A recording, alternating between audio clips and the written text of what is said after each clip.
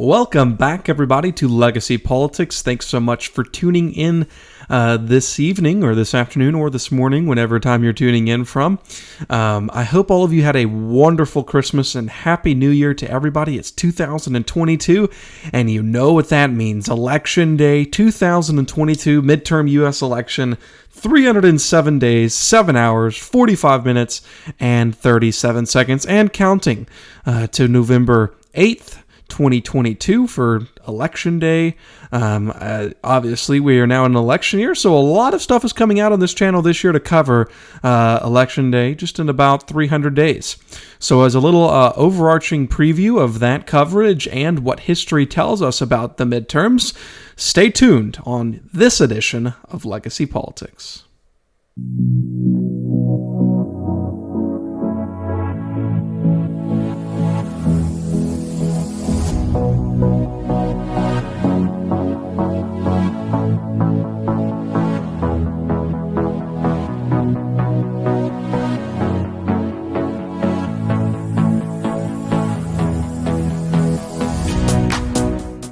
So as we said in the beginning, Election Day 2022, 307 days away, 7 hours, 45 minutes, and a couple of seconds, and counting. Now, I think what we need to do today is talk a little bit about what history tells us about the midterm elections, right? So there's been a lot of midterm elections, obviously, in the past couple of decades, and it seems to me like every time an incumbent president is in his second year of office, as President Biden will be in his second year of office by the time these midterms roll around, it seems to me like it always goes good for the opposing party.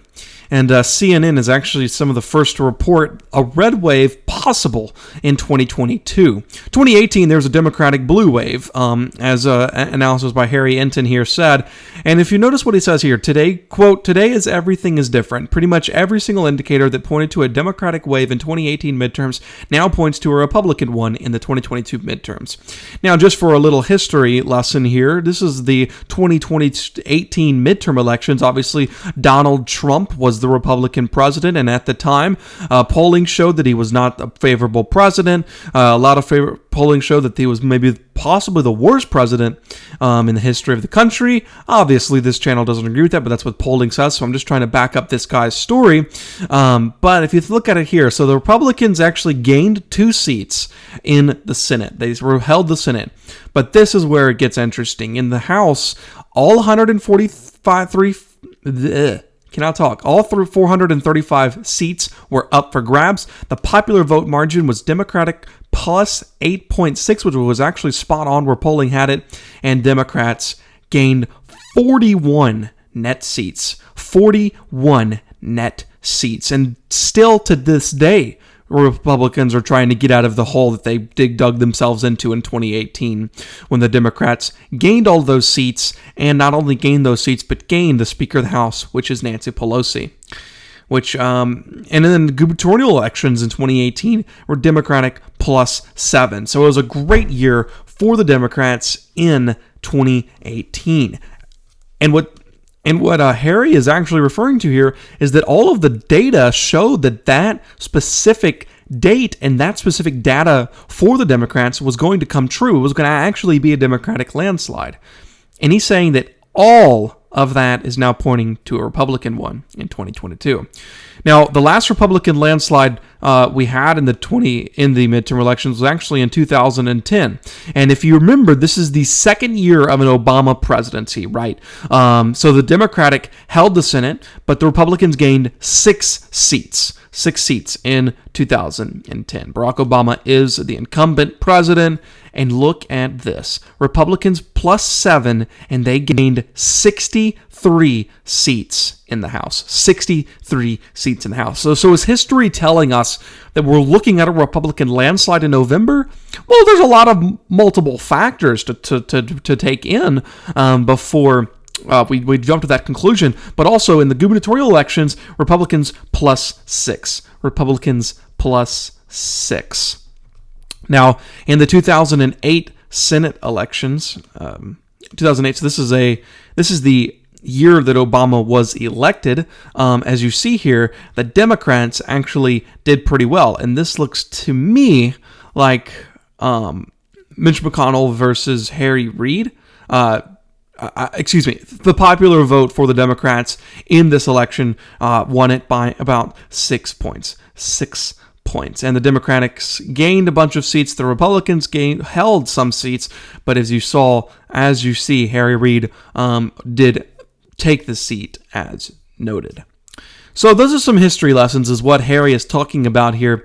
Now the generic congressional ballot, which I have pulled up right here, the Republicans are up 42.4 to 41.3. Now this is the generic ballot by RCP. What RCP does is basically takes takes all of the polls that come out and averages them all together. So as you see here, the USA Today, +2 for Democrats, +7 at youtube.gov, +1 for CNBC, Republicans at Insider Advantage, +5, +4, +9 at Rossman. So you see here that all of that together, the Republicans are leading in the national aggregate by 1 point. Now, they were leading by as many as 5 earlier in November, but it has gone down a good bit as we look into the actual election year, and maybe more people are polling. So that is something. And as we know, you don't really want to take the polls. I mean, the polls generally are wrong. They were wrong by a big margin in 2020, but we can take it a little bit more into account in House races and Senate races, because I think that the polls are generally consistently accurate there, because just a lot of old underlying factors there. But generally, polls are not necessarily accurate, but they are more accurate than in a presidential election. Also, to take into account is President Biden's job approval. Right now, he's at a 42.3 at an average. As you see, Insider Advantage actually has him at a 41. Nobody has him in the 30s as of right now, as in what they did. But we have -17. The average is +11 for disapprove. So that is something to keep in mind. And if we're talking about history, when President Trump had a horrible approval rating, President Trump, the Democrats regained the House, and they gained 41 seats in the new Congress. Now let's look at the Senate map, because I think it's important to look at to see what the Republicans have to do to take back the Senate in 2022. Now we can just start by filling out all the safe states as we always do. So the safe states for the Democrats, obviously Senate safe states. And you're going to be surprised here in just a second as I fill these out for the Democrats. I think that right there, in New York, my bad, that is all the Democratic safe states. Like, they're for sure going to win. So they're at 45. Now, the Republicans, obviously, they're going to, okay, well, that's probably not safe for the Democrats, but we'll just say it's safe for now. We're going to do a breakdown of each state throughout this year. So each state Senate race, because I think it's going to be fun to do that. So this is all the safe states for the Republicans and Alaska. Okay, so all the safe states for the Republicans, so we're at 45 and 46. Now, some people are talking about this possibility, that the Republicans sweep all of these states and get 52, and some people are saying 53, some people might even say 54, some are saying this could happen, which I think is really, really, really bold. But the Democrats are over here, they're just going to be trying to hang on to this seat, this seat, this seat, this seat. And then even if they do that, it'll come down to what it always comes down to, which is the Rust Belt, which right now the Republicans are looking awesome in Pennsylvania and awesome in Wisconsin. Georgia, it's going to be close there. As I said, we're going to do a breakdown of each state later. But that's kind of what you're looking at this year in the 2022 midterms. As I said, this is just an overarching video to overlook the 2022 midterms and see what history tells us about the midterms.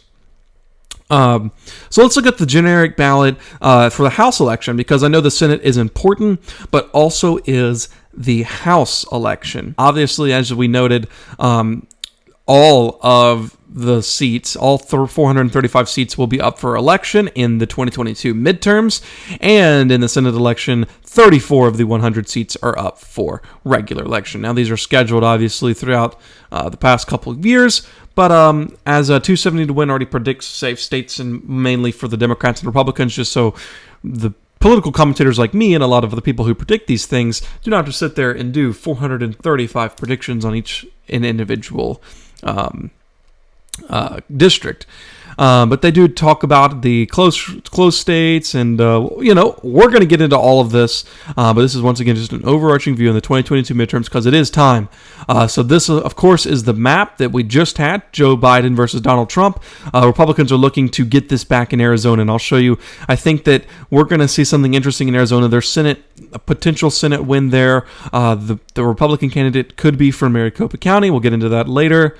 And Georgia, they're going to try to take back that. Pennsylvania, Michigan, and Wisconsin all going to Joe Biden. Republicans needing to flip that to take back the House and the Senate in 2022. So history tells us, as CNN tells us, that the Republicans are looking at a landslide in 2022. The question is, will it happen?